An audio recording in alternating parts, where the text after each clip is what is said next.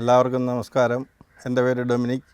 ഞാൻ കൊല്ലം ജില്ലയിലെ ആയൂർ മഞ്ഞപ്പാറയാണ് സ്വദേശം.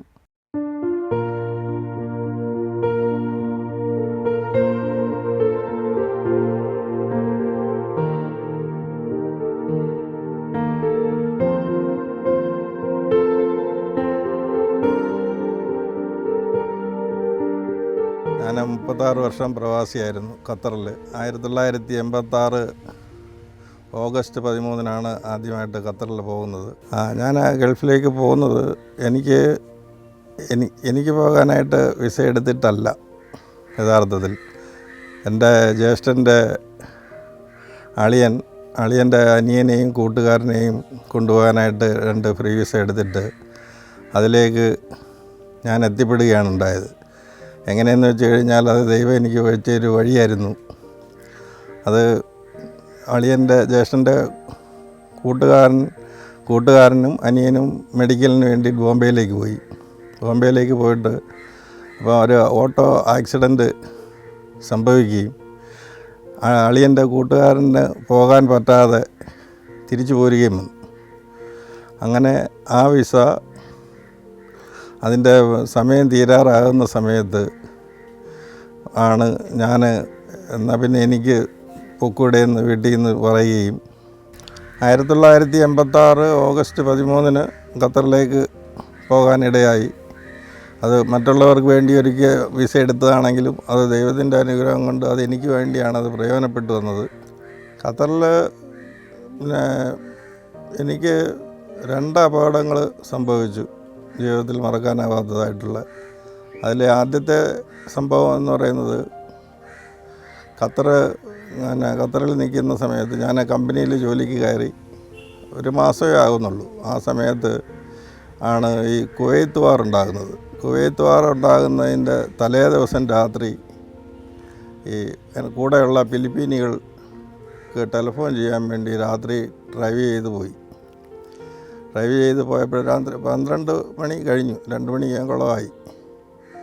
ആ സമയത്ത് മഴയോടുകൂടി ചെറിയ വഴിയിൽ നിന്ന് വലിയ വഴിയിലേക്ക് ഇറങ്ങുന്നത് കാണാൻ പറ്റാതെ പെട്ടെന്ന് ബ്രേക്ക് ചെയ്തതോടുകൂടി വണ്ടി 3 റോള് മറിഞ്ഞു. 3 റോള് മറിഞ്ഞിട്ട് അതിനകത്ത് ഫിലിപ്പീനുകൾക്കെല്ലാം അപകടമൊക്കെ കുറച്ചൊക്കെ ഉണ്ടായി. അവരെല്ലാം അവിടുന്ന് പോലീസ് സ്റ്റേഷൻ കുറേ ദൂരമാണ്. വണ്ടികളിങ്ങനെ ഹൈവേ ആയതുകൊണ്ട് നിർത്താതെ പോയിക്കൊണ്ടിരിക്കുകയാണ്. ഞങ്ങൾ നടന്നു പോയി അവസാനം അവിടെ എത്തി.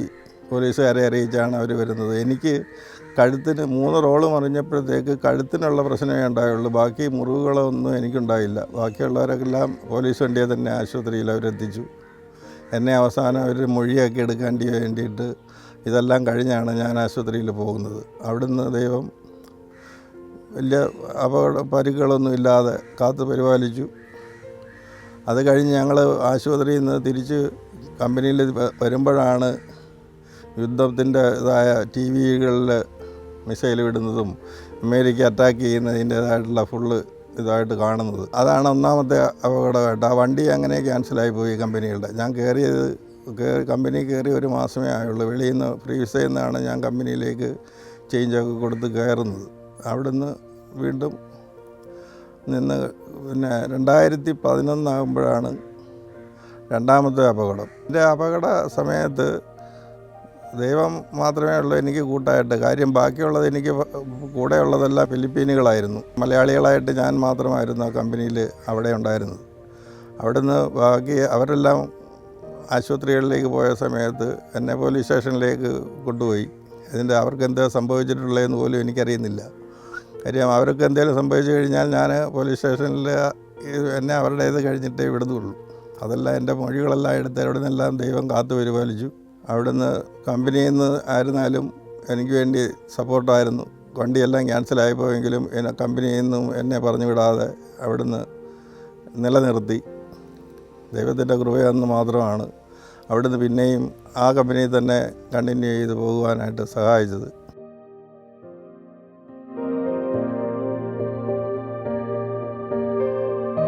2ാമത്തെ അപകടം 2011 ജനുവരി മാസത്തിലാണ്. ജനുവരി മാസത്തിൽ ഞങ്ങൾ കമ്പനിയിൽ നിന്ന് ജോലിയെല്ലാം കഴിഞ്ഞിട്ട് ഞങ്ങൾ സിറ്റിയിലേക്ക് പോകണമെങ്കിൽ 10-70-80 കിലോമീറ്ററോളം ദൂരമുണ്ട്. അത് ഞാനും പിന്നെ രണ്ടാമതൊരു മലയാളിയും കൂടെ അവിടെ ജോയിൻ ചെയ്തു വന്നു. ഞങ്ങൾ രണ്ടുപേരും ഒരു ഫിലിപ്പീനിയും, ഞങ്ങൾ 3 പേരായിരുന്നു പോയിട്ട് രാത്രിയിൽ തിരിച്ചു വരുന്ന സമയത്ത് ഞങ്ങളുടെ കമ്പനിയുടെ അടുത്തായിട്ടാണ് ഈ മണൽ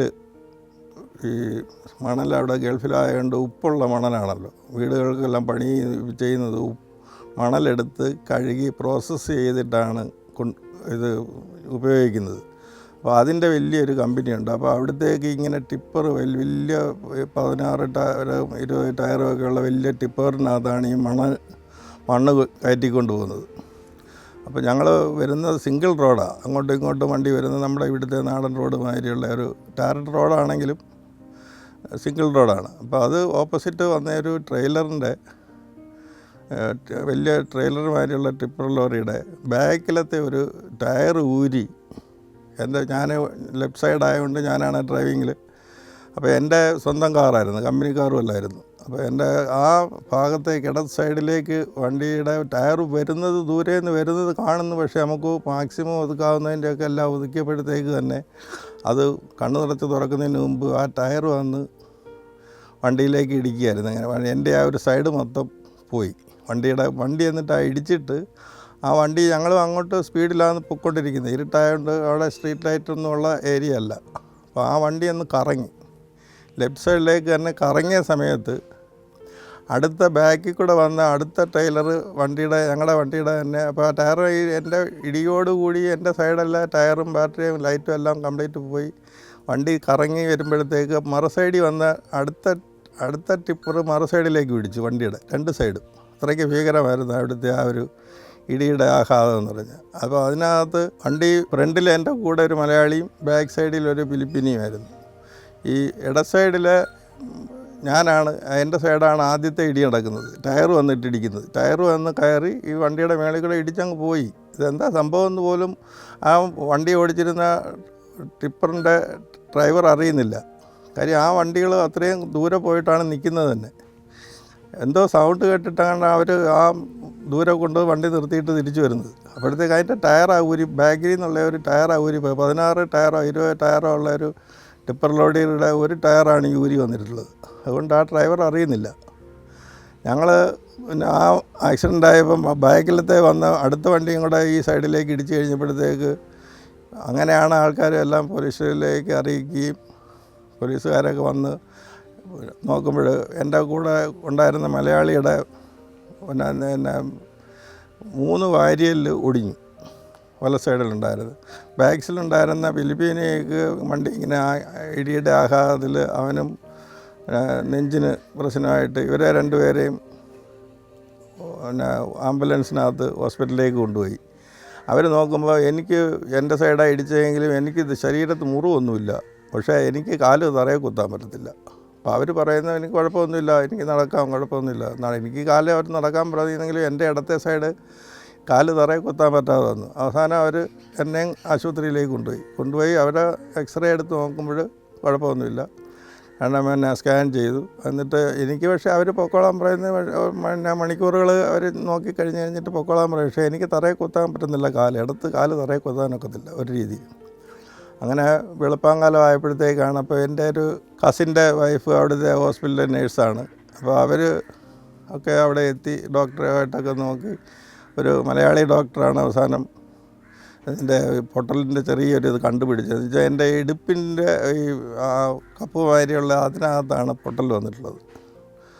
അങ്ങനെ പിന്നെ അത് കണ്ടുപിടിച്ച് കഴിഞ്ഞപ്പോഴത്തേക്ക് പിന്നെ അവരെല്ലാം ഇത് അഡ്മിറ്റാക്കി ഞാൻ 8 ദിവസം അനങ്ങാതെ ഈ കാലിൽ വെയിറ്റുമൊക്കെ ഇട്ടിട്ട് ഭയങ്കര ഹൈറ്റിൽ ബെഡൊക്കെ ആക്കി താഴേക്ക് വെയിറ്റുമൊക്കെ ഇട്ട് 8 ദിവസം അനങ്ങാതെ ഒറ്റക്കിടപ്പ് കിടക്കേണ്ടി വന്നു. അവിടെ നിന്നെല്ലാം കരം പിടിച്ച് ഇതുവരെ നടത്തി. പിന്നെ ബാക്കി എൻ്റെ കൂടെ ഉണ്ടായിരുന്ന മലയാളിയുടെ ആണെങ്കിൽ 3 വാരിയെല്ലാം ഒടിഞ്ഞു ഇട്ട് പിന്നെ കമ്പനിയിലേക്ക് തിരിച്ചു വന്നു. എന്നെക്കാട്ടിലും മുമ്പേ പുള്ളി ഡിസ്ചാർജായി. പിന്നെ 3 മാസത്തോളം ഞാൻ ഈ പിന്നെ സപ്പോർട്ടോടു കൂടി അവിടെ 2 മാസത്തോളം അവിടെ എൻ്റെ കസിൻ്റെ അവിടെ താമസിക്കേണ്ടി വന്നു. അവരായിരുന്നു പിന്നെ എന്നെ ഹോസ്പിറ്റലുകളിലൊക്കെ കൊണ്ടുപോയി ട്രീറ്റ്മെൻ്റ് എല്ലാം കഴിഞ്ഞിട്ട് പിന്നെ റെസ്റ്റ് എടുക്കണമെന്ന് പറഞ്ഞ് 3 മാസം. അങ്ങനെ കമ്പനി ലീവ് തന്ന് ഞാൻ 3 മാസം നാട്ടിലേക്ക് വന്നു. സുഖമൊക്കെ ആയതിന് ശേഷമാണ് പിന്നെ തിരിച്ച് കമ്പനിയിലേക്ക് ജോലി തിരിച്ച് ജോയിൻ ചെയ്യുന്നത്. ഈ അപകടം സംഭവിച്ചപ്പോൾ ദൈവം എന്നെ കരം പിടിച്ചുയർത്തിയത് കൊണ്ടാണ് എനിക്ക് ജീവിതത്തിലേക്ക് തിരിച്ചു വരാൻ പറ്റിയത്. ഞാനൊന്നും ബാക്കി ഉണ്ടാകുമെന്ന് വിചാരിച്ചത് പോലുമല്ല. കാര്യം എല്ലാവരും എന്തെങ്കിലും അപകടം വരുമ്പോൾ അമ്മേ എന്നാണല്ലോ വിളിക്കുക സാധാരണ ഗതിയിൽ.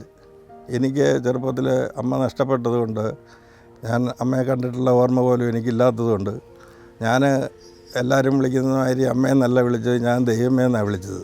ആ ദൈവമാണ് എന്നെ കരം പിടിച്ച് ഉയർത്തി ഇത്രത്തോളം വഴി നടത്തി ജീവിതത്തിലേക്ക് തിരിച്ചു കൊണ്ടുവന്നത്.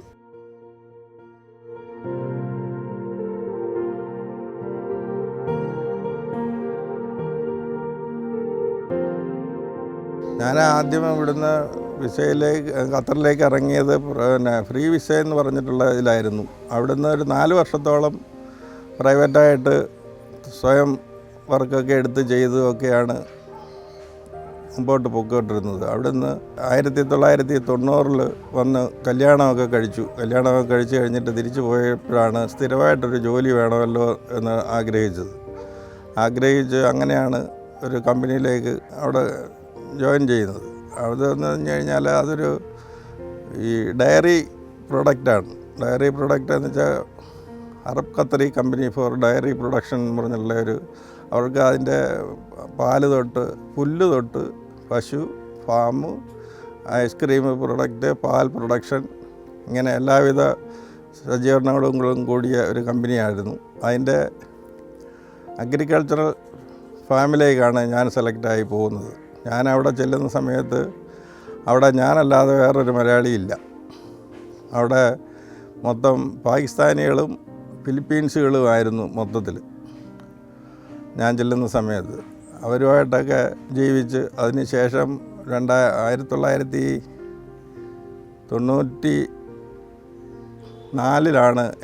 ഞാൻ ഇലക്ട്രീഷ്യനായിരുന്നു യഥാർത്ഥത്തിൽ. അത് ഇലക്ട്രീഷ്യൻ്റെ ജോലിയൊക്കെ ചെയ്ത് കഴിഞ്ഞിട്ട് പിന്നെ പ്രമോഷനായിട്ട് ഫോർമാനായിട്ട് മാറി. അതുകൊണ്ട് അന്ന് മുതൽ ഈ നിർത്തി വരുന്നിടം വരെയും ജനറൽ ഫോർമാനായിട്ടായിരുന്നു വർക്ക് ചെയ്തുകൊണ്ടിരുന്നത്. അവിടെ ഞാൻ ഒറ്റയ്ക്കായിരുന്നെങ്കിലും കാര്യം വേറെ ഒരു 97 ശേഷം ആണ് അവിടെ 97-98 കാലത്താണ് അവിടെ ഒരു മലയാളി തിരിച്ച് വേറൊരു ജോലിക്കായിട്ട് എൻ്റെ ആ ഫാമിലേക്ക് തിരിച്ച് വരുന്നത്. ഞങ്ങൾ 2 പേരേ ഉണ്ടായിരുന്നുള്ളൂ വരുന്നിടം വരെ മലയാളികളായിട്ട്. പിന്നെ ഞാൻ വരാൻ പോകുന്ന സമയത്താണ് അടുപ്പിച്ചാണ് കൂടുതൽ മലയാളികൾ ആ ഫാമിലേക്ക് ജോലിക്ക് എത്തിയത്. പക്ഷേ ഞങ്ങളുടെ കമ്പനിയിൽ ഫാക്ടറിയിൽ പാൽ പ്രൊഡക്ഷൻ്റെ ആ ഏരിയകളിൽ മൊത്തം മലയാളികൾ ഇഷ്ടം പോലെ ഉണ്ടായിരുന്നു. പിന്നെ ക്രിസ്ത്യാനികളായിട്ട് എൻ്റെ കൂടെ ഞാൻ ഉണ്ടായിരുന്ന കൂടെ മലയാളിയായിരുന്നെങ്കിലും അത് ക്രിസ്ത്യാനി അല്ലായിരുന്നു, ഞാൻ മാത്രമായിരുന്നു മലയാളിയായിട്ടുണ്ടായിരുന്നത്. പിന്നെ ഫിലിപ്പീനുകൾ ഉണ്ട്. അവർ അതിനകത്ത് പെന്തിക്കോസ് കൂട്ടായ്മ മാതിരി അവരുടെ ഫിലിപ്പീൻസിൻ്റെ ഒരു ഗ്രൂപ്പ് ഉണ്ടായിരുന്നു. അവിടെ പ്രാർത്ഥനയ്ക്കൊക്കെ വരുമായിരുന്നു ഇടയ്ക്ക് വെച്ചിട്ട്. അപ്പോൾ അതൊക്കെ കണ്ടിട്ട്, പക്ഷേ അത് നമുക്ക് ഭാഷ മനസ്സിലാകത്തില്ല. പിന്നെ എല്ലാവരും ആയിട്ടിങ്ങനെ സഹകരിച്ച് ഇങ്ങനെ അത്രയും വർഷം ഞാനായി നിന്നുള്ളൂ. ഞാൻ അവിടെ നിന്ന് വരുന്ന സമയത്ത് അത്രയും വർഷം ആ ഒരു കമ്പനിയിൽ കൂടുതൽ നിന്നുള്ളൂ. ബാക്കിയുള്ളവരൊക്കെ അത്രയും വർഷം നിൽക്കാനായിട്ട് സാധിച്ചിട്ടില്ല. കാര്യം ഓരോ മാനേജ്മെൻറ്റ് മാറുന്തോറും ഞാൻ എൻ്റെ പോസ്റ്റിന് മേളിൽ തൊട്ടുള്ള എല്ലാവരെയും മാറ്റും. ഓരോ മാനേജ്മെൻറ്റ് മാറുന്നതിനനുസരിച്ചിട്ട് അതോടെല്ലാം ദൈവം എന്നെ കാത്തു സൂക്ഷിച്ചു. അതുകൊണ്ടാണ് എനിക്ക് അത്രയും വർഷം അവിടെ നിൽക്കുവാനായിട്ട് പറ്റിയത്. ഞാൻ യുവനസഖ്യത്തിൻ്റെ ഭാരവാഹിയായിരുന്നു നാട്ടിൽ പോകുന്നതിന് മുമ്പ് വരെ. അതിനുശേഷം പിന്നെ അവിടെ ചെന്ന് കഴിഞ്ഞപ്പോഴത്തേക്ക് കമ്പനിയിൽ കയറുന്നതിന് മുമ്പേ വെളിയിൽ ജോലി ചെയ്യുന്ന കാലങ്ങളിൽ പള്ളിയിലൊക്കെ പോകുവാൻ സാധിക്കുമായിരുന്നു. അതിനുശേഷം കമ്പനിയിലായപ്പോഴത്തേക്ക് വളരെ ദൂരമായതോടുകൂടി പോകാൻ പറ്റാതുള്ള അവസരം കിട്ടാതെ വന്നു. പിന്നെ ദുഃഖവെള്ളിയാഴ്ചയാണ് മിക്കവാറും എല്ലാ വർഷവും പള്ളിയിൽ പോകാനുള്ളൊരവസരം കിട്ടിക്കൊണ്ടിരുന്നത്. പിന്നെ അവസാനം 1997 ആയപ്പോഴത്തേക്ക് ഭാര്യയും കുടുംബവും ഒക്കെ അവിടെ എത്തി. വിസിറ്റിങ്ങിനായിട്ട് 3-4 പ്രാവശ്യം പല പ്രാവശ്യങ്ങളായിട്ട് വന്നു. ആ സമയത്തൊക്കെയാണ് പിന്നെ പള്ളിയിൽ പോകാനുള്ള അവസരങ്ങൾ കിട്ടിയിട്ടുള്ളത്. 10 മണിക്കൂറായിരുന്നു കയറുന്ന കാലം മുതൽ മിനിമം ഉണ്ടായിരുന്നത്. പിന്നെ 10 എന്നുള്ളത് 12, 14 മണിക്കൂറുകളായിട്ട് കണ്ടിന്യൂ ആയിട്ട് ജോലിയായിട്ട് മാത്രം ആയിരുന്നു. 2 മണി തൊട്ട് 12 മണിയായിരുന്നു എൻ്റെ ആദ്യത്തെ ഷിഫ്റ്റ്, കണ്ടിന്യൂ ആയിട്ടൊരു 5 വർഷത്തോളം. അതിന് ശേഷവും പിന്നെ ആയിരുന്നെങ്കിലും 10 മണിക്കൂർ 12 മണിക്കൂർ മിനിമം. അത് വെള്ളിയാഴ്ചയും ഞങ്ങൾക്ക് ഓഫില്ല. ഈ നാട്ടിൽ ഇവിടുന്ന് ചെന്ന് കഴിഞ്ഞാൽ നാട്ടിൽ തിരിച്ച് വരുന്നിടം വരെയും കണ്ടിന്യൂ ആയിട്ട് ജോലി. അത് കഴിഞ്ഞിട്ട് മാത്രമേ ഉള്ളൂ. ആ സമയങ്ങൾ പള്ളി എന്ന് പറയുന്നത് അവിടെ വെള്ളിയാഴ്ച രാവിലെയാണ്. ആ സമയത്തൊക്കെ ഞങ്ങൾക്ക് 5 മണിക്ക് ഡ്യൂട്ടി തുടങ്ങും. അത് ഞങ്ങൾക്ക് ഉച്ചവരെ വെള്ളിയാഴ്ച ജോലിയുള്ളൂ. അപ്പോൾ അപ്പോഴത്തേക്ക് അവിടുത്തെ പള്ളിയിലെ പരിപാടികളൊക്കെ കഴിഞ്ഞിരിക്കുക. അതുകൊണ്ട് അങ്ങനെ പോകാനായിട്ടുള്ള അവസരങ്ങൾ വളരെ കുറവായിരുന്നു. പിന്നെ 86 തൊട്ട് 2002 ഏപ്രിൽ വരെ കണ്ടിന്യൂ ആയിട്ട് അവിടെ ഖത്തറിൽ നിൽക്കുവാനായിട്ട് സാധിച്ചു. ഇപ്പോൾ 2022 ആണ് തിരിച്ച് നാട്ടിൽ പോരുന്നത്. മതിയാക്കി പോരുന്നു. പ്രവാസി എന്ന് പറയുമ്പോഴത്തേക്ക് എന്നുവെച്ചാൽ പ്രത്യേകിച്ച് എൻ്റെ കാര്യം എന്ന് പറഞ്ഞു കഴിഞ്ഞാൽ ഞാൻ ഒറ്റയ്ക്കായിരുന്നു. മലയാളികൾ പോലും ഇല്ലാത്ത ഏരിയകളിലായിരുന്നു ഞാൻ ഈ കൂടുതൽ വർഷങ്ങൾ ജീവിച്ചത്.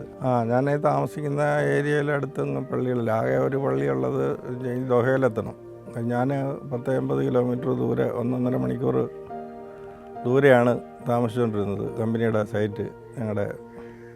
അപ്പോൾ അതുകൊണ്ട് ഞങ്ങൾക്ക് പള്ളിയിൽ വരാൻ പറ്റാത്തതുകൊണ്ട് ഞാൻ പ്രാർത്ഥനയും വേദപുസ്തകം വായനയൊക്കെ സ്വന്തമായിട്ടുള്ള പരിപാടികൾ മാത്രമാണ്. അങ്ങനെ എന്നും വേദപുസ്തകം വായിക്കും, പ്രാർത്ഥിക്കും. അത് കഴിഞ്ഞിട്ടേ കിടക്കത്തുള്ളൂ, അല്ലെ ആഹാരം കഴിക്കത്തുള്ളൂ.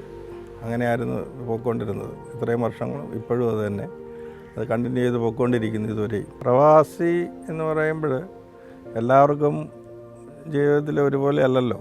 കാര്യം പലർക്കും പല രീതിയിൽ. ഞാനെന്ന് പറഞ്ഞു കഴിഞ്ഞാൽ ഏകാന്ത തടവിൽ അനുഭവിക്കുന്നതുമാതിരി ഒറ്റപ്പെട്ട ജീവിതമായിരുന്നു അവിടെ. കാര്യം വേറെ മലയാളികളില്ല.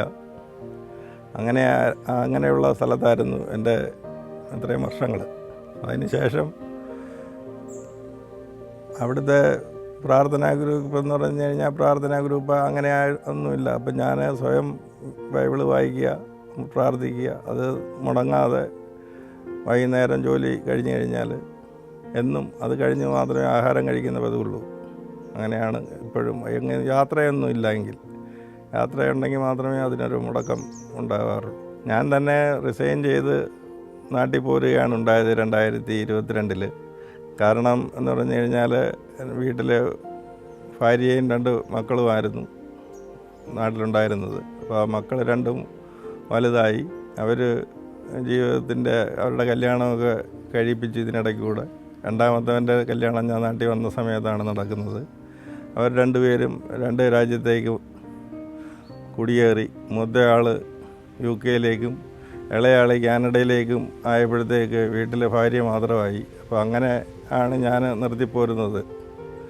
ഇപ്പോൾ ഞാനിവിടെ സ്വയമായിട്ട് നമുക്ക് ആവശ്യമുള്ള പച്ചക്കറികളും ഒക്കെ കൃഷി ചെയ്ത് ഇങ്ങനെ സ്വസ്ഥമായി ജീവിക്കുന്നു, വിശ്രമ ജീവിതം നയിക്കുന്നു.